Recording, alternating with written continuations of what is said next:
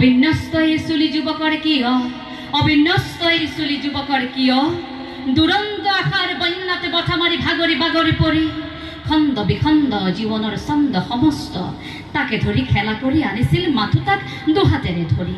কিন্তু ধুমুহাৰ হুংকাৰ, তাৰ হুংকাৰ, তাৰ হুংকাৰ শুনি শুনি বাৰে বাৰে প্ৰচণ্ড হতাশাত ভাঙি পৰে, প্ৰচণ্ড হতাশাৰ চিৎকাৰ। স্বপ্নভংগৰ হাহাকাৰ, স্বপ্নভংগৰ হাহাকাৰ। তাৰ বাবে মৃত্যুকে শ্ৰেয়, তাৰ বাবে মৃত্যুকে শ্ৰেয়। পিতৃ মাতৃ তাৰ হতাশাত ভাঙি পৰে, মহাশূন্য সাৱটি জীৱনে গতি কৰে। শূন্য, মহাশূন্য, আশূন্য জীৱনৰ স্বপ্ন এক পানীয়ৰ দৰে পণ্য। জীৱন শূন্য, নগণ্য, এক বিৰাট দৈন্য, তামসাচন্ন ফুলৰ দৰে ছিন্ন ভিন্ন। এনে কাৰুণ্য জীৱন আজি কাৰ বাবে প্ৰিয়? শুনি শুনি বাৰে বাৰে ফাটি পৰে বুকু তাৰ, অবিশ্ৰান্ত মন আৰু ভাৰাক্ৰান্ত কলিজাক খামুচি ধৰি এন্ধাৰৰ সতে যুঁজাৰ প্ৰয়াস কৰি ঘনে ঘনে পণ কৰে। পণবন্দী নহয়, কোনো সন্ধি নহয়, কোনো সন্ধি নহয়, কোনো ক্লান্তি নহয়, কোনো ভ্ৰান্তি নহয়, কোনো শ্ৰান্তি নহয়, কোনো ভয় নহয়, কোনো ভীতি নহয়, কোনো ত্ৰুটি নহয়। হব দুৰন্ত বেলি তাৰ প্ৰখৰ ৰূপক আজি মূৰত তুলি, যেন তুলি লৈ যাব এই দুৰন্ত বেলি। এই বেলি, এই বেলি জয় যেন বেলি মূৰত তুলি যেন হব আজি বৰ ধেমালি। সেই ধেমালিৰ বাদে জানো হান কিবা শ্ৰেয়?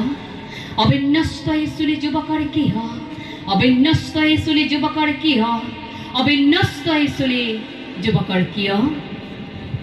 এই কবিতাটি ৰচনা কৰিছিল ডক্টৰ ভূপেন চক্ৰৱৰ্তী ছাৰে, যি সময়ত আচলতে অৰণ্যমুখী হৈছিল একাংশ যুৱক যুৱতী। আমি প্ৰায় বাতৰিত পাই থাকোঁ অৰণ্যমুখী হয়। কথাখিনি নতুনকৈ কোৱাৰ প্ৰয়োজন নাই, আপোনালোকে জানে অৰণ্যমুখী ধাৰণাটো মই কি বুজাবলৈ গৈছোঁ। গতিকে সেই এফলীয়া ৰঙা বেলিটোৰ কথা আপোনালোকে জানে।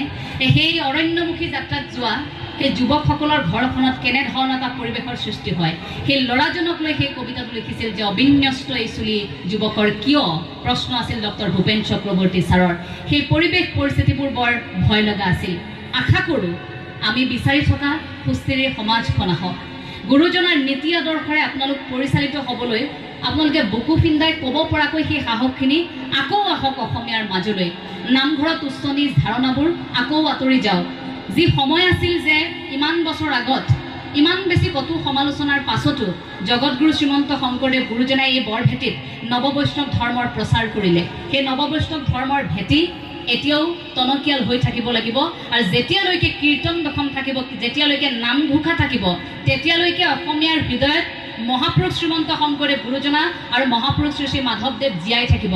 আপোনাৰ মোৰ পৰা কোনেও কাঢ়ি নিব নোৱাৰে। মাত্ৰ আপুনি মনত ৰাখিব লাগিব, শাওণ মাহত যেনেকৈ আপুনি শিৱ মন্দিৰলৈ গৈছে, আপুনি পাহৰি যাব নালাগিব যে ভাদ মাহত আপোনাৰ নামঘৰলৈ যাব লগাও আছে। আপুনি মনত ৰাখিব লাগিব সেই কথাষাৰ। মই সেয়া অনুৰোধ জনাম, জাতীয়তাবাদ তেনেকৈ আৰম্ভ হ'ব। গুৰুজনাৰ আদৰ্শত আপোনালোক পৰিচালিত হৈ থাকক, সেয়া অসমীয়া জীয়ৰী হিচাপে কামনা কৰিছোঁ।